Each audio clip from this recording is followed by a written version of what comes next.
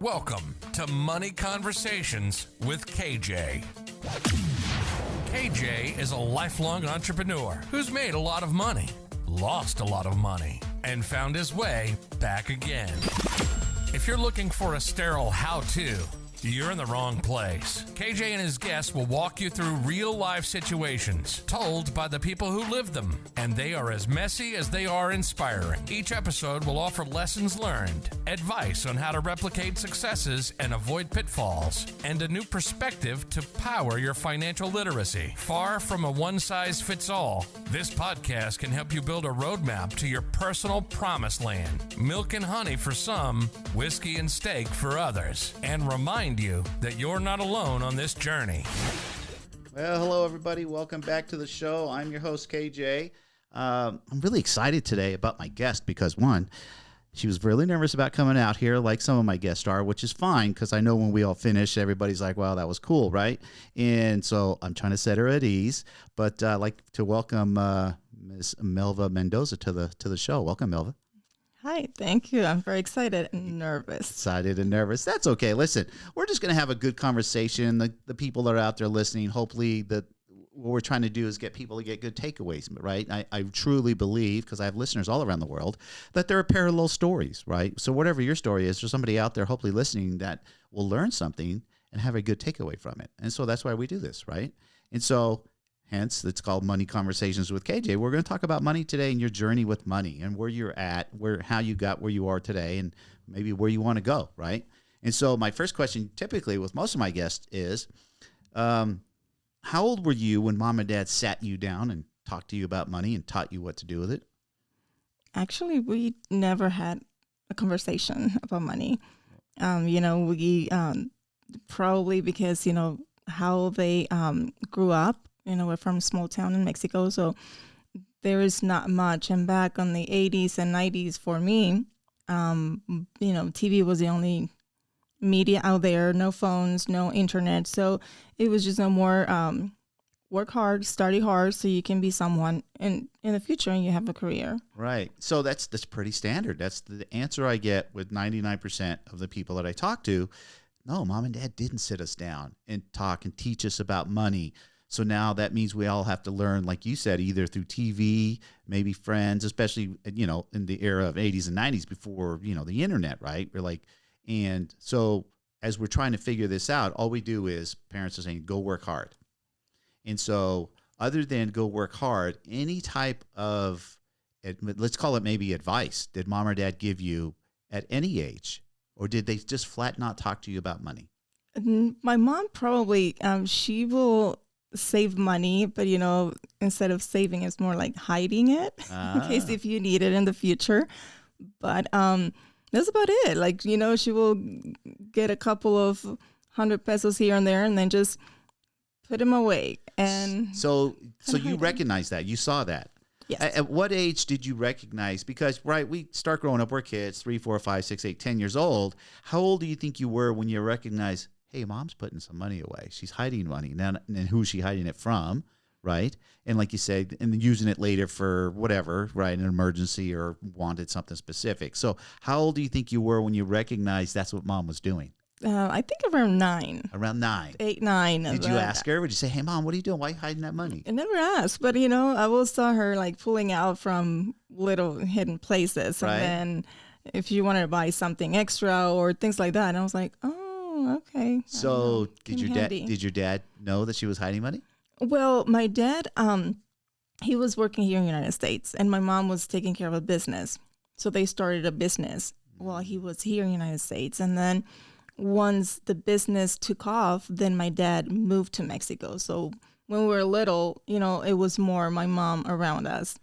Okay. And then eventually, well, that's interesting. Business. So let's talk about that. So dad had a business. Yes. So did mom and dad work the business or just dad work the business? Both. Both of them worked the business.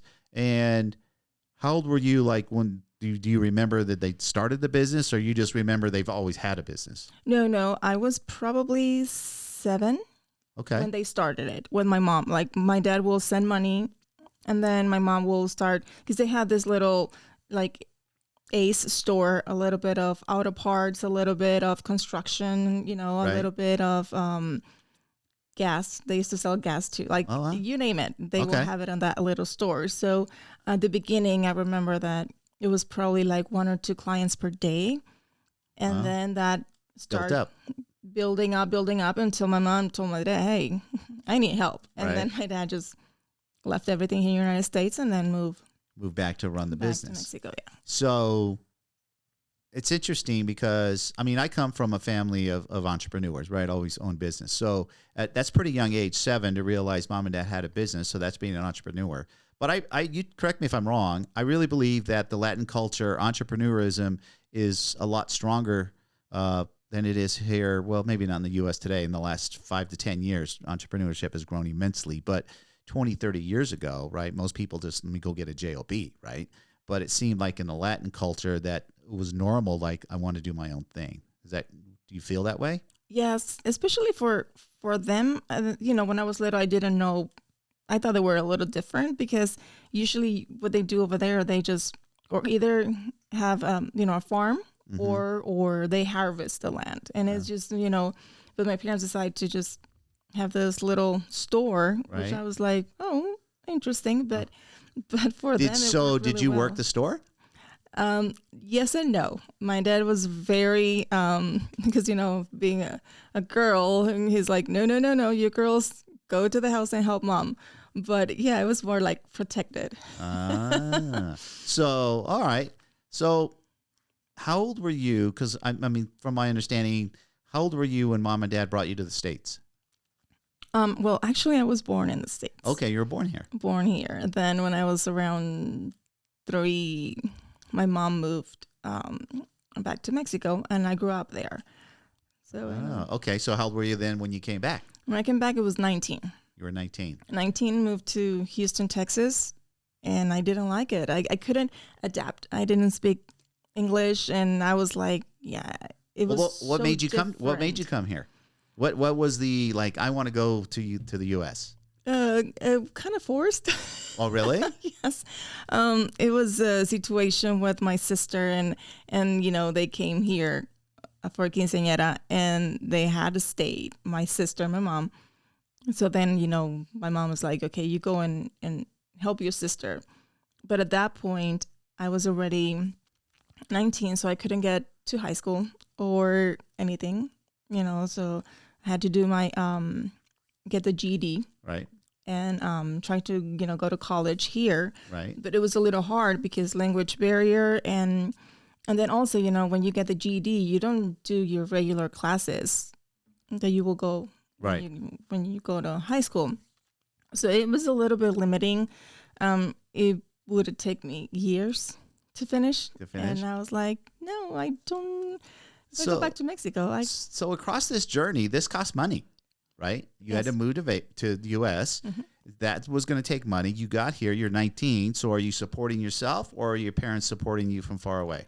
My parents actually sold the business, and the whole family moved to Texas. Oh. So we all can be together. Okay. And then realize the importance that, I missed the opportunity to go to school here. And they're like, well, we're not going to make the same mistake for my sister and my brother, which they are younger.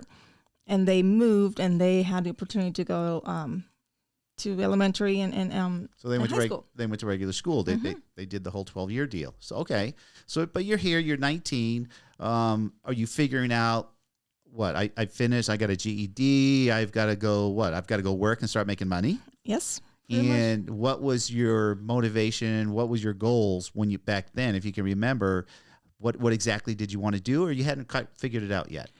I knew I wanted to go to college. Okay, so I knew school is important, so I tried. I started, of course, working and doing both, working and going to school. going to community college. All right, like the typical 20-year-old, Mm-hmm. going to school, going to college. Yes. What were you? Was there a certain subjects you were trying to study? Something a field that you were going towards? It was more like admin, Okay. like administration, and but it was, every time I go and take a semester, they were like, oh well, you need this many classes, this many credits, Right. And I'm like, you know what? I'm struggling. I'm struggling with, the system. I couldn't, not growing up here, it was hard for me to adapt. Right. So I decided, I told my parents, you know what? I'm moving back to Mexico. Oh, so how old were you when you moved back to Mexico? 22. Okay. And how long did you stay there? Until I finished college. Oh, so you went back and finished school in Mexico Yep. and got a degree over there. Yep. Okay. Well, that's fine. And then the same field. So what'd you get a degree in? Industrial engineer. Okay. Did you come, and then what? And then you decided, now let's go back. I got a degree. Nope. Well, life, it's all about adapting. Yes. I finished college in December 2007, and I have family in town here in Las Vegas. So I was like, you know what? I finished college. Let me take 2-3 months break before I start working. I had already a proposition from a factory that I was doing my internship there. And I came to Vegas, but then '08 happened. So February starts, so '08 crash everywhere. And, unfortunately, if something is bad here in Mexico, it's going to be worse. Right. So the company that was going to hire me said, hey, we're laying off people. My sister had the opportunity to stay there and work, and she had to change to different departments. So they didn't let her, fire her. Right. So I was like, oh my God, okay, what am I doing? I'm already here working at a casino. I don't know if I can say names or not, but Yeah, that's fine. working at Stratosphere. Okay. And when I realized that, okay, can I go back? Here in Vegas, there's nothing about industry. Mm-mm. It's more, tourist, but Tourism. not what my major. Right. But then talking to my sister, I was getting better pay here as a front desk agent than going back to Mexico and working as an industrial engineer. Wow. So I'm like, you know what? Then I'm here. Well, let's unfold that. I mean, there was a lot there, right? Because by the time 07, 08 happened, there's a lot of years in between. And I want to talk about your mindset with money and what you were thinking about it. Because clearly it cost money to go to school, at least here. When you went back to Mexico to get your degree, was that education free or did you have to pay? I had to pay a percentage, but I started really hard, so I got a scholarship. So you got a scholarship. Mm-hmm. So talk to me about your first job, not with your parents, but you went out and got a job because you're a 20-year-old going to school and like, I need to get a job, right? Because you need, to live. Yeah. Like, what was your first job? How much were you making, and what you're trying to figure out this money thing? Yes. Right. And so were you working a job just enough to pay whatever bills you had? Were you getting extra money or you weren't making enough money? What was going on? When I was in college, I was working at a front desk at a hotel. Okay. And I was doing that. I would start at 7 a.m., get off at 3 p.m., start school at 6 p.m. until 11 p.m. So that was my regular week. That's a busy week. Very busy. That's a busy week. Very busy. So school work, not a lot of time to go out for whatever money you made to really spend it, right? But were you living on your own or were you living with mom and dad? With my sister. With your sister? Yeah. My parents rented like a little house close to school. It was, over there, rent is really, really cheap. So they built again the business they originally had. So they were, paying for the rent while we take good care, grades, so that way we can sustain the scholarship. Right. And then I was working so that way I can cover. So what was your mindset with money then? It doesn't sound so far like money wasn't really, you were focused more on your education, what you were going to do and get this degree in engineering, and not so much about money, right? Or talk to me. How was money in your life at that time? Money, it was important because it covered a lot of expenses from school, right? Books and things like that.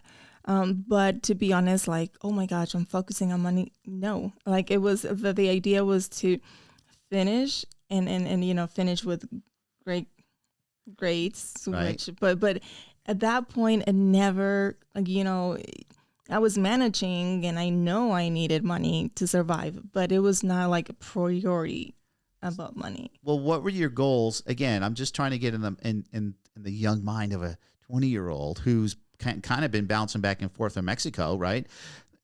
from an early age, and I'm trying to figure out in my head and share with the audience your journey of knowing that education is priority one, like it should be for everyone, and you were doing the best you can to get, and you did end up getting the degree at the end of the day. But on your way to getting this degree, getting these part-time jobs, whatever, or these full-time jobs, front desk, and getting paychecks, what were your expenses back then? Did you have a lot of expenses, or were you able to save a lot of money? No expenses. Pretty much, well, expenses from school. Okay. So saving, it was not enough money to save, because it was pretty much, I will have extra, but they don't pay that well. I mean, life is a little bit cheap, but then they don't pay that well. I think I was getting probably every 2 weeks, like 2,000 pesos. Wow. Which is not a lot of money. Not a lot of money. So it was good for, someone that it's going to school, but then the real money will come when you started working after college. Right. That's what you believe. I mean, that's the dream that is sold. Like, go get a good education so you can get a good job so you can save money for 30 years and retire, right? That's the goal of I think anywhere on the planet. So I'm just trying to unfold. A lot of people don't reach these goals, right? And so let's go down the path of goals. How old were you when you really started to think about, like, I need to make a goal, and my goal is XYZ? And it sounds like your first goal was probably education, right? I need to get this degree. Mm-hmm. Did you believe that getting a degree was going to solve all your problems? A degree, probably, yeah. Because then, the mindset, because I knew that, I was legal here in the United States. So my goal then was getting into the factory that I was going to work for, where I did my internship. They are based in Detroit. Okay. So it's an automobile factory. Mm-hmm. So that was my goal, to start in Mexico, but then later on earn the real money and get transferred to United States, like work hard to come to United States, the same field that I went to college for. Okay. But then life happens, right? Yes. Again, right. I always say we can always connect the dots going backwards. We can't connect them going forwards because they haven't happened yet. So that was the goal, to get that engineering degree, work for, one of the big automotive makers, and anything past that as far as a goal, like most degrees, let's say the type of engineering degree that you have, they're going to let you know, hey, this degree will earn you $X per year. Right, it'll start at this number and cap out at this number. So I'll just throw random numbers out. So an engineer makes $75,000 a year, and if you elevate with the same company for 20 years, you can reach a maximum of 140 or whatever. Mm-hmm. Right. So were you thinking along those lines? Is why you got that degree, or what got you interested in engineering? Just a career, period. Because when I went back to Mexico, I was more into still the admin, like administration. Mm-hmm. And then as I start, adventuring on careers, I'm like, you know what? I love to solve problems. I love to just, manage different areas. And industrial engineer, you can be in charge in quality control, you can be safety, like you're everything. And the function is to solve problems. Wow. How can you, from an apple, create a sauce? And do all the steps and the process. So that was fascinating to me. Okay. And in automobiles, I'm like, it's easier, I will say, than going towards food. Right. But it was like. But you ended up. But you ended up, doing front desk work, and you did that. End up doing that for a while, off and on. Mm-hmm. So you got comfortable doing that position, and that's, to me, a more people person type of job. Right? You got to have good people skills. Yes. Where an engineer, you could solve a problem, but you could do that all on your own. Well, you need people skills too, because there is whoever is working under you. You need to convey that you are a good boss and a leader more than a boss, a good boss. Okay. And so it's, plus, working as an industrial engineer, there's other departments that you have to work with. And there is, I always tell my sister, people don't need to like you, but you just got to find a way to just treat them right, so that way. So what was your mindset? You started to work and you kind of bounced, going to school, working. What was your mindset with money? Did you have goals with money, or money was just a kind of a byproduct of what you were doing, and it was enough to sustain life, right? rent, food, you needed a car at one point in time, that type of stuff? Or did you have bigger goals about money? Nope. No? You're Money right was the never a first time. huge factor in your life. It was not that it was a big factor, but when you don't know other ways that you can put your money to work towards, then the basics are the basics. You get money, but then you save maybe a little bit, but then you put it in the bank. The bank is not doing anything for your money. Right. But you don't know that. If you don't adventure to learn, then you just get stuck with the let's old go down that ways. road. How old were you when you learned it's not just about making money, it's about making money, putting it to work. Make money is what I say, right? So you were making money. When did you kind of figure that out? Probably when I met my husband. Ah, okay. He's So- very into stocks, the market, Okay. and not putting all your eggs in one basket. So he opened your eye to all that. Yes. So prior to that, it wasn't really on your radar. No, like stocks. I'm like, I heard about them, but never got into. I thought they were so complicated that I'm like, that's too much and too risky. Right. And that's I love that you said that, because what Melva just said is what most people believe, right? We all work very hard for our money, and we don't want to lose it. We don't want anybody to steal it, right? And so we want to do what we want to do with things. But until you start learning the concept of making money, make money, investing, right? It's like the saying Warren Buffett has, learn how to make money while you sleep. That means your money's working, right? Via investing. But people are scared of the unknown. And that's the unknown of anything, right? If we don't know something, we're a little standoffish. We're just fearful. So you didn't learn that till you met your husband. Up until then, money to you just meant, well, I need XYZ. I have to trade time for this to get paid so I can have XYZ. You never entered your mind because nobody sat you down and talked to you about, listen, the goal of getting a good education and learning a career and going to work for whoever is about making money so you can put money to work so you don't have to work forever. True. Right? Because a lot of the world, not just your country, but in U.S., people will literally work till they die because they don't understand how to play the game. Right? And I'm sure you probably know people back home, Latin America, or even here, right, that are elderly, like they have to work. Like if they don't work, they can't live wherever they live. So how old were you when you met your husband and you started learning about money? I was 34. 34, see? That's old.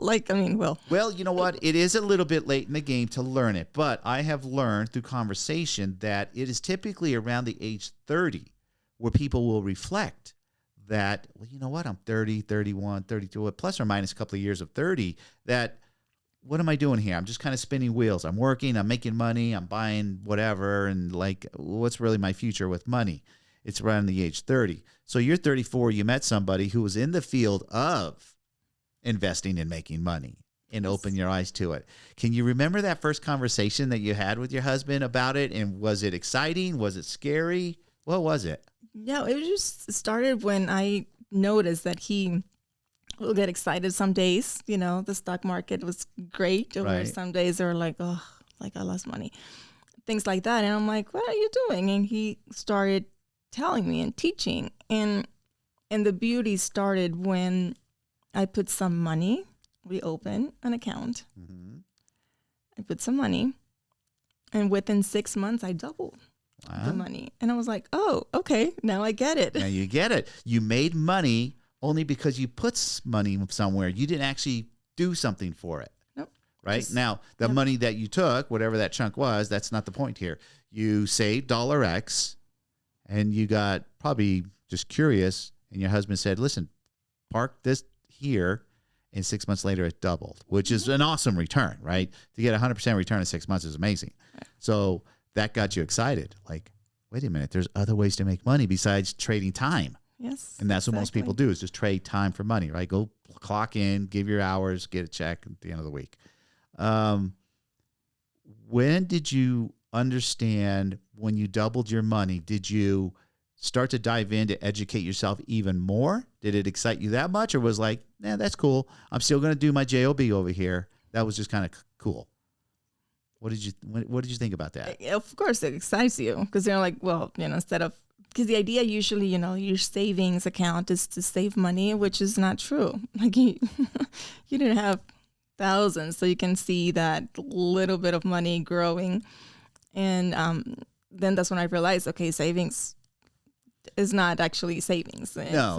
And moving to. Right. Because I teach people, I said, the word savings, it's funny how we all use it. We all think that you just need to save a bunch of money over time, where I say save for a purpose, right? We save for a purpose. We save for I need to buy a house, or I want to buy a car, or I want to go on vacation. And we put money, sometimes most people will just have like one savings account. And I say, let's not commingle money, because then you'll never really reach goals. So create little different buckets of money. So like investing, right? There's many different areas that we can invest. And what are we investing for, right? So typically it's for our future, we want to live off the income of our money is the goal, right? So the more money I can put to work, the more money it makes for me that I didn't do anything except put that money. My money's working. I'm not working, right? Although, like, I love to work. I love working. Working's fun, right? Let me go out there and interact with people and do things. But at this point in your life, because you're not that old, this is roughly what, 10, 12 years ago, right? What has happened since that first time you made that investment and doubled your money? What have you done since then? Well, just keeping it up, like, trying to, whatever I have extra, putting it towards an investment. So do you have multiple investments going then? Did your husband sit you down and then you had a good formal, at-home education about how this works?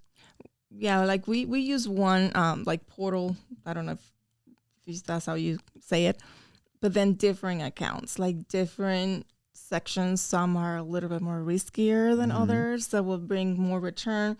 And then I have a few that I'm playing a little bit more safe, where the return is not as good, but is steady. Right. And that's more for the future. So that way that one still is growing. But yeah, it is fascinating. And then you get the thing that some days are good, some days are not, especially now. But at least you know that money, you don't need it now. You just set and forget. Like, just monitor and play with it. If you need to move certain money to different accounts, then I'll do it. So let's talk about, you have siblings and you have your parents are still alive. So once you learned it, did you teach it to them? Well, my sister, she knows, she works a lot with like a budget. Okay. So she is really good. And my brother too. My brother, like, he loves to invest. I haven't talked to them a lot. Like, I know with my sister, yes. But because her husband is the same way, like looking for stocks and do it. So she learned also from her husband. So it's, different. Well, okay. Well, that's interesting. That's interesting because this could go one of two ways. This could be like they could act like competitors. So it's your husband and then your sister's husband, which is a brother-in-law, right? So they each side have brother-in-laws and they both do the same thing. Are you guys like sharing knowledge, or it's a competition and like I do what I do, you do what you do, I don't want to talk about it? No, like we share, but at the end, I know how I want to put my money. Like it's funny because we will share and say, oh yeah, use this stock or use this, and we do it. But at the end, we know how to do it on our separate. Like each one has their own recipe. Okay. Well, yes. I mean, listen, there's thousands of different stocks to choose from and buy for all different reasons, right? Yes. It's just whatever is the sector that excites someone is why they're going to put money into it. And so I get that hey, they love this sector, you like this sector, and and that's the thing about stock market is, right, a lot of people is hearsay, right? Information is what makes stocks move, right? Because people are getting excited and talking about them. And that's why a stock will move. Not necessarily 100% of the time is it about what the company's doing. It's about what the company's going to do. Maybe a big company just got a big contract and over the next 4 years they're going to make a lot more money. And now there's, that information goes out and next thing you know, the stock starts jumping 10, 20, 30% or whatever. And that's how we all can make money in that wave. What about mom and dad? What did mom and dad think about this? Because I'm sure they were very happy and supportive that you went to school to be an engineer, right? That very proud. Oh, my daughter's going to school. She's going to be an engineer. They're very proud about that. But you have that degree, but you don't make a living doing that, right? You make money because your husband opened this whole new world to you. Where's mom and dad in this equation? No, it will be hard to explain. I don't think they will, it's because they are living in Mexico and then going back to the same philosophy, there is no internet, they live in a small town, and I don't think they will adventure to learn. They retire, so now they are just enjoying life. So when you say they retire, they don't own the store anymore? No, they sold the business. So they sold the business, so for $X, and now they're just living off that money. Mm-hmm. But it's very inexpensive to live where they live. Very inexpensive. So they didn't need a lot of money to, AKA, retire. Yes. What does retirement mean to you? Living comfortable. Okay. And that's a pretty broad answer, but let's narrow that down. Living comfortable meaning what? Like, when I'm done working, that I have the same, well, not the same, better lifestyle where I don't have to worry about money, where I can vacation, I can keep the same lifestyle without working, and having a peace of mind that, money is not going to be an issue for me. So I teach people there's 3 pillars of building wealth, right? It's first becoming financially secure, then becoming financially independent, and then becoming financially free. And they all mean 3 different things. You just described kind of a mixture of financial independence and financial freedom. And financial independence, and I teach this lesson, means when our money makes enough money to support our lifestyle. That's different for everybody. Because, again, your mom and dad probably live on a lifestyle. If you had to put a dollar amount on how much your mom and dad live on monthly, what would you say that number is? Round numbers, just a round number. Pesos, probably. Well, dollars, I guess $500. Right. So that's not a lot of money, but they're happy and they're comfortable, right? So that's their retirement, and they're happy with it. It's great. Where other people have visions of retirement of, I need $20,000 a month. Mm-hmm. That's a lot of money. A lot of money. Right. So, because you're in the world of stocks, in order to get a return of $20,000 a month, you probably need to have a lot of money working to have dividends of monthly $20,000, right? Yeah. So that means over time, my money, I've had to make it go to work to create this big bubble up here to create that 20K. Because generally speaking, and your mom and dad, I don't want to say they're an exception to the rule, but it's not normal where you can save $X, right? Let's say your parents $500 a month, right? That's $6,000 a year. And if you want to do math, let's just say we hope your parents live another 20 years. Mm-hmm. That's $120,000. If they didn't sell that business for more than $120,000, that means at one point in time they will run out of money. Yes. And then what? And they're going to call. They're going to call you. Yes. Where are like, you guys? We ran out of money. You got to help support us. Luckily, my dad, they have Social Security, so that's the extra. That's the extra. Comes extra. But you're right. Like, if they didn't have the business, because there was no plan set for the future, then, which also is a culture thing, the parents take care of the kids when they are little, and then vice versa. When they get older, the kids take care of the parents. Oh, we've heard that our whole lives. Mm-hmm. Do you find that to be true? I mean, most of the time it is true, but, I think once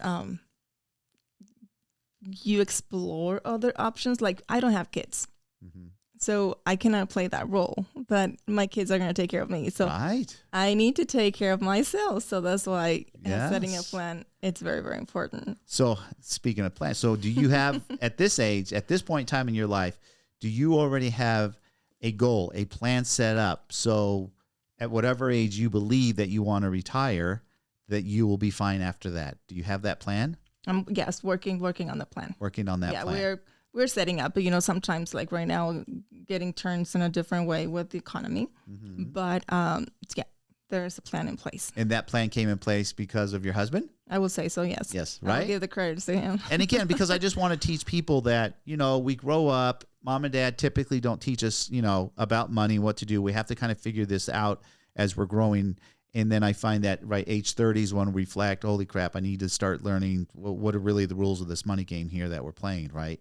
And you were fortunate, I'll just say you were fortunate. You met a man who was in that position and taught you a lot. And your sister, just coincidentally, met another man that was in the same field. That's pretty cool. And then let's talk about your brother then. I want to get to where, like, again, I love having money conversations. So has money conversations been difficult for you? Is it taboo? You don't like talking about money, or you're open and you like to teach people the things that you've learned? I think, like, in my case, I'm still learning. And it's, it's stocks, for example, it's a very, I'm not going to say complicated, but it is. There's a lot of homework. You need to learn. Yes. Because sure. the stocks are just companies, right? And there's, 30 million companies in this country. I forget the number of how many are actually traded upon, but you don't need to know every company, right? Again, most stock people who dabble in that arena are going to choose a sector. Mm-hmm. Right. And you don't want to put all your eggs in one basket, right? You want to be diversified and where your money is, because the economy is always moving up and down, up and down. It's a giant roller coaster ride for the last 100 years. So it's about trying to stay steady with it, ride the wave when it's going up, maximize earnings, and when it's going down, try to minimize losses, right? That's the name of the game. And it's learning how to play that game. And like you said, we're always learning. No one can master it. And the people that think they can do, they're off the worst, because you can talk to the guys who have made a lot of money, big names, Ray Dalio, Warren Buffett, these guys, and they'll tell you right up front, you cannot master this game. Mm-hmm. It moved. The bouncing ball never stops, and so you can't catch it, right? And the people that try to time the market, those are the worst ones, right? Dollar cost averaging is your friend. That's what you want to learn, dollar cost averaging, right? I don't want to get any deeper into that, but it's more about, for me, having money conversations. So do you distinctly remember having good money conversations with your siblings? Not much. No. Not much, huh? Well, the thing is, they don't come to you and say, hey, Mel, wow, you're doing really good. How'd you do that? Well, the thing is, we live in different places, different states. Okay. So, when we talk, it's more catching up, but never. I think when you have a money conversation, it has to be like face to face, because it's kind of like, you get excited and you want to learn more, and then you want to show, okay, do this, do that. And because we live completely, like, my brother lives in Chicago, my sister in Detroit. Okay. And I'm in Las Vegas. So it's a little hard to go. Like, we will have, I think, like, my brother, he had a set with, his company, the 401k. I think he's doing more on that side. Mm-hmm. And then he's a good saver. But he's more putting the money in the bank. He's putting in the bank. He knows he needs to put it to work, right? Not just out squandering money. I think I've had a lot of people sit here and we have these conversations, and I find it really interesting, and I think it's a cultural thing, right? I really believe the Latin culture is very entrepreneurial, because there's so many, you call them villages, right? Little small towns, and there's nowhere to go get a job, so you have to create your own job. Hence, you become an entrepreneur, right? Yes. Whether it's farming or your parents had the little store, versus here in the U.S., I can go down the street and work at 7-Eleven or, JCPenney or whatever retail store. And in Vegas, you can go work at a casino, right? You can get a job versus, in the area that you grew up in, maybe there just wasn't a lot of options for people to go get a job, but we got to survive. We got to eat, food, clothing, shelter, right? That's the basic needs that we need. At what point in time in your life do you remember getting your first credit card? What do you think about credit? Well, when did you learn credit? The first credit card, I got it when I moved to Houston. Okay. Probably when I was 20. What did you think? What was your mindset? What somebody told you about it? Nope. No? It was like I got a debit card and I got a credit card that I don't think I use it that much. Okay. Because the thing is, my dad will say, don't spend money that you don't have in the bank. So credit card is money that you don't have in the bank. So that was the advice. But that's a great lesson. That's a great advice from Dad, right? That stuck with you. Mm-hmm. Like, that's not really my money. Versus, we know now, just listen, credit card debt's the largest debt in America, yes. That people believe when you get a credit card with whatever limit they give you, $1,000, $5,000, whatever, they think that's their money. Mm-hmm. Right. And then they go spend it and they're like, what do you mean I got to pay it back? Right. Mm-hmm. Well, your dad told you right up front, don't spend what you don't earn. Mm-hmm. Right. That's there for convenience or an emergency, maybe. Yes. Right. So you never got yourself in any kind of a credit card pickle. No. I mean, when I came when I came to Vegas, when I was, the issue was that I didn't have a set credit or credit at all. So then I needed to get a car, because now when I find out, okay, I'm not going back to Mexico, then I need a car. Right. So my first car, the loan was, I needed a co-signer, and on top of that, the rate was 29.99. Woo! Wow. On my first car. Did you understand how bad that was? Oh, that was horrible. I was like, I think a lot. Well, car. I mean, interest and compounding go together, and understanding at a 29% interest rate, right? That the lender is doubling his money every 2.5 years, right? So, which is unbelievable. I mean, we would love to do that. So you knew that wasn't good, but you had no choice. No choice. You had no choice. You had to do that. Establish credit, and then same thing at the bank. I opened a bank account, but no credit, so I had to do a secure credit card, and I had to put down $300. Yep. So I can get a secure credit card from the bank. So that was the first one. That was the first one. So, but you never got, like, a lot of people get in trouble with credit cards because nobody teaches them how they really work and why we should have them, right? It's about building credit, right? Because you can't, to go buy a car, and especially in today's world, cars are just ridiculous amounts of money. True. You can't save $40,000 to buy a car. That wouldn't be a smart way to spend your money anyway, right? You'd want to put $40,000 in an investment. Yeah, let your money make money, and then go buy that car. But anyway, so on the path of credit cards, you kind of learned trial and error as you got here. But you never really got yourself, I like to say, a pickle. Like, you didn't all of a sudden, oh man, I got all this credit card debt. How am I going to pay it off? Yeah, no. No. I know. Because Dad told you. See, that's a subconscious lesson, I like to say. Because Mom and Dad were savers in your case. So you became a saver. You became very conscious of your money. I teach people that we start watching Mom and Dad early in life, 5, 6, 7 years old. And that's why earlier we were talking about you recognized around 7, Mom was hiding money. Yeah, I'm saving. Right? That's her form of saving, right? There's no banks where I live. There's no banks. So that was her form of saving, right? And at 7, you kind of looked at that and why is she doing that kind of a thing? And we all end up emulating our parents. So if your parents were savers, when you got here, you became more of a saver than a spender, is what it sounds like. So financially speaking, for most of your life, you were kind of even. You never had a lot of money. You were never really broke. No. Right? You're just kind of cruising through life here, just staying above water, being happy. And then you met your husband, and life changed then because you learned a lot. Yes. Yeah, he definitely opened my eyes to a different world. Well, who learned it first, you or your sister? I think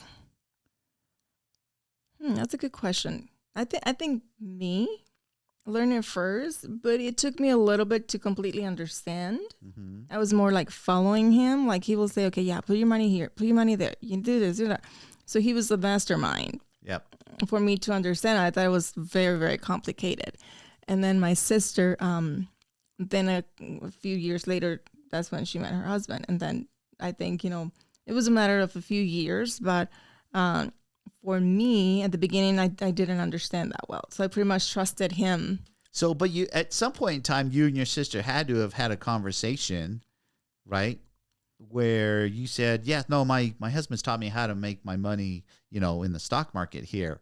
And she either answered like, hey, you know what? My husband does that too. Or, really? Tell me more. Right? So you did it first. I mean, you met your husband first, and, he was teaching you first and then her. But so you guys never had you don't remember having like this aha moment of, wow, we're both learning how to do the same things with money right now. I had a conversation with both of them. And but it was different ways of putting money in stock. And of course, is there a way? And my husband we have another way of doing things. And it was, it's fascinating because at the end, money's working for both of us. Right. But the way, it's totally different. And then we had a friends also, and then they do a lot of stocks, but then they're totally different. Like, they follow someone that online or in social media, things like that. So for us, my husband doesn't like he knows what accounts. For example, I'm going to give you a quick example. In November, he will buy Home Depot. When it's not hurricane season, he will buy Home Depot because he knows the prices will go down. Yep. When hurricane season comes, then of course their stock goes up because of that. Yep. That's when he sells. Right. So he has that He knows the cycle. I know for a fact that's one of the cycle ones. Right. So that's what he's done. So that's why, again, there's so many ways to make money in the market, right? And your husband, as most people, they find the sectors they want, they find the cycles of the businesses, and they know when it's up, when it's down, when to buy, when to sell, right? It's a game. And those are right? the safe ones. But then Right. But it's a game. And I always say, listen, understanding money and being able to grow any kind of wealth, we're all playing the money game. It's like any game we all learned when we were kids. Until we know the rules of the game, you're not going to be any good at that game, right? Like I like to use the game Monopoly, right? The board game, right? And the first time you play it, you kind of, somebody explains, oh, we roll the dice, we move our little widget around the board. And if you land here, I own that one, you pay me rent, right?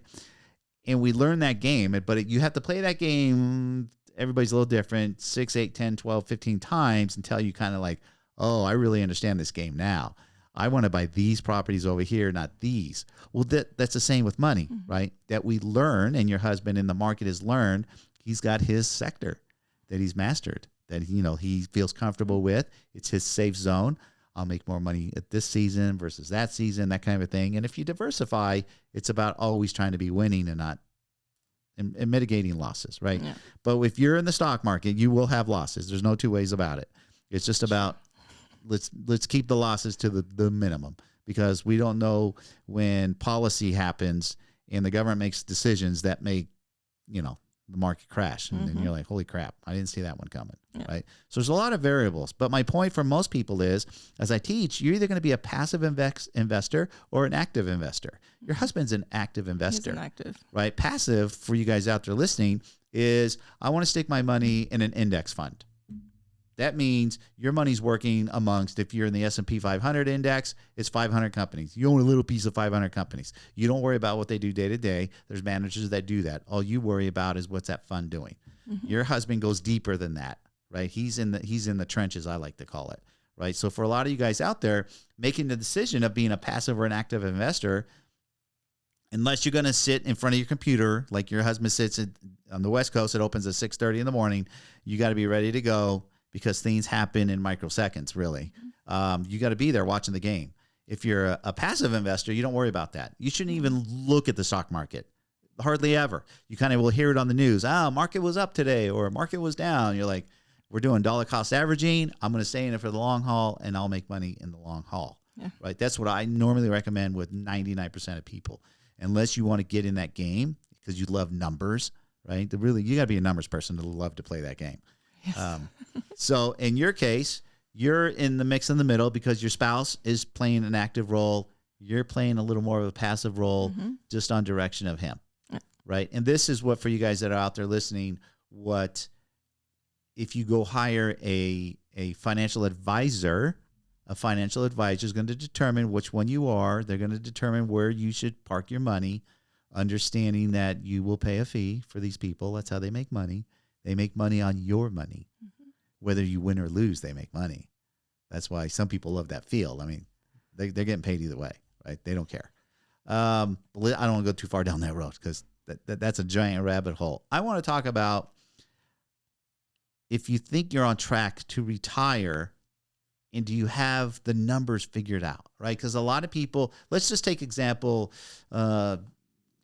I'll just a fictitious name. Mr. Jones out there, 50 years old. I want to retire at 65. He got 15 more years to go. He's probably mapping, and he's got a regular JOB for a company that he's been with for years or whatever, right? He can mathematically calculate, I'm going to save $X annually. I'm going to get a return of percentage annually. By 65, I'll have $X working. I'll get, and I don't even like depending on the government money, but let's just say he's going to get whatever, he's going to get from the government. And a pension or whatever it has saved, right? We can all calculate those things out. But even if we do that, that's not a for sure. That's true. So there is no for sures when it comes to retirement. But what is your opinion? What is your thoughts about how much time now, as you're getting closer to that number of, well, you are getting closer to 50, but you're in your mid 40s. that how much more time do you put mentally into thinking about that actually happening for you? Well, I know, for example, this is the thing with my husband. We are at different stages. So he is ready to retire probably in the next 7, 8 years. Okay. He has a plan set. But originally my plan was set until 20 more years. So that way, I'm getting closer on the 60s. So that plan, I have to adjust it and continue it with it, because I won't be able to retire in 7 years with a lifestyle that, I want or I have set in my mind. So on that part, he might be retired, but I'm still working. Well, again, do you enjoy working, or you can't wait till retire? Because there's some people out there that are like, I love doing what I do and I don't look forward to retirement because I really like doing what I'm doing. And there's other people out there like, I can't wait for my last day at this place. No. I do love what I do for work. What you do for work, right? Yes. Because I know what you do. She's in the mortgage business and you work with people. Yes. Right? We're always helping people. Mm-hmm. Like you said earlier, you like to solve problems. So when people want to buy a home, here's a problem. Like, I got to figure out how am I going to get you into the home that you want. Yes, right? Exactly. And then you dive into their finances, blah, blah, blah. And we figure out how to, and what the mortgage may be. So you are solving problems. With that degree, I like to look back at, and we know statistically now, and it's a very low number of people who get college degrees in whatever field don't actually make a living doing that. Yeah. It's small. It's in the 20, 30 percentile of people that do that. So you spend a lot of time, money, and effort getting that degree, yet you're not in that industry. No, I mean, I learned a lot. And I think a lot of the things, I'm implementing them on my day-to-day basis. But yeah, and that's something that I really, really, when I look back, because I loved my career. And I think, wish I would have moved to a different place, I guess. But, that was not the original plan. The original plan was just come here on vacation and then go back to work. But so playing Monday morning quarterback, 2020 hindsight, where you are right now in life in your mid 40s, what advice would you give your 20-year-old self if you could go back when you were 20, right? If the future could do that, right? What would you tell your 20-year-old self? Keep going to school. Don't go to school. I mean, keep going to school, but open your eyes to other sources of income. Other sources of income. Yes. Like find places how you can invest your money, like whatever, if it's $1, $10, whatever the amount is, to invest it. So at 20, investing wasn't in your mindset. No. Not at all. I didn't even know that existed. You didn't even know it. See, right? And again, this is why these conversations, I love having them, because we can all play Monday morning quarterback, right? I could have, should have, would have done X, Y, Z. And your answer is the same answer that I get from everybody over the age of 40. Like, I wish someone would have told me that I needed to invest my money when I was 20. Yeah, exactly. And don't go out and buy a $50,000 car, buy a $20,000 car, right? Don't buy, the $2,000 purse, buy the $200 purse, yes. Right? And put that money to work. Mm-hmm. See, that's why I believe money conversations are so important. Yes. Right? So, because the trajectory of your life, right?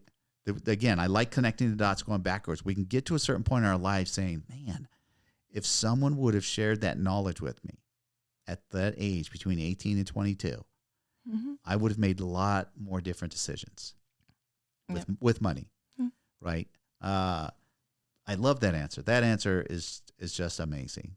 I think I got to the bottom of what I wanted to get to because, guys, Melva, I got to believe that you are pretty happy with your life right now. I am. Right? Yes. Right? You're not living comfortable. She's not a millionaire, but she's comfortable. She's happy. She's happy with her husband. Talking to your siblings, your parents are down south, doing their thing. But knowing your future is probably have more clarity on your future, would you say? I would say so. If I would have met my husband, probably I would say that I will be in a pickle. Yeah. Yeah, totally. Because he is the one, that has been teaching me and opening eyes to the world that I didn't know about. And maybe, you know, I would heard about it, but if you don't experience, like, you know, I saw the results. Right. In 6 months, I doubled the money that I put in. Right. So I'm like, if that wouldn't happen, probably I will stay just with the banking on Social Security for my retirement, banking on the 401k that I had at work, and just working my regular hours, and that's it. Right. And that formula does not work for most people, because most people believe their 401k after 20 or whatever is going to have enough money to retire. And the reality is, one, most people don't build a 401k high enough to retire with. It could build to, you know, 100, 200,000, and that's not enough to retire on. Because most people end up taking that money out for emergency reasons in their lives, right? Like, oh man, I got no money. Oh, wait, there's some in the 401k. Let's take some of that. There's penalties. Oh, all right, pay the penalties, but I need that money. And so they never let it actually compound all the way to the end, right? But I think in your journey coming, you were kind of back and forth, Mexico to U.S., right? Born here, back there, back and forth, how you settled here. And I think the big takeaway today from Melva's story would be always keeping your eyes and ears open, being open to change, right? So you were focused, but you weren't till 34 till you met your husband, then learned that lesson after. So, and you mentioned earlier about we always say, it's for sure, we are the 5 people we hang with. So your husband talks to other people in that industry, and those are probably your friends. And that's how you're going to elevate and grow yourself. So we always got to be careful who we're hanging out with, right? Don't be hanging around with people that aren't doing positive things in their lives, because then you won't either. So, but man, I congratulate you. I can see your future with money is going to be just fine. I don't know that you're going to be Zuckerberg rich, but you're going to be fine, right? You're going to enjoy your life and lifestyle. It's not always about shooting for the moon and being a millionaire to make you happy, right? You don't need millions of dollars to be happy in life. I think it's the lesson. Would you agree? I agree. 1,000%. Awesome. Well, thanks for coming out. It was a pleasure having you here. For you guys out there on YouTube land, please smash that like button if you like what you just saw and heard. And out on the podcast special, please just keep following me and waiting for the next podcast. I'll see you guys on the next one. Hey, everybody. Hope you enjoyed that episode. Really enjoyed making all these episodes for you. Remember, we're just having conversations with people's journey with money, and the things they did right with it, the things that did wrong with it, and how did they really come about getting their mindset with money. So every episode's different. We all have a good takeaway from them. So do me a favor, hit the like button, smash the like button, and subscribe to my channel, because every episode that I do is going to be different, as all our journeys are different. So you guys take care, and we'll talk to you next week.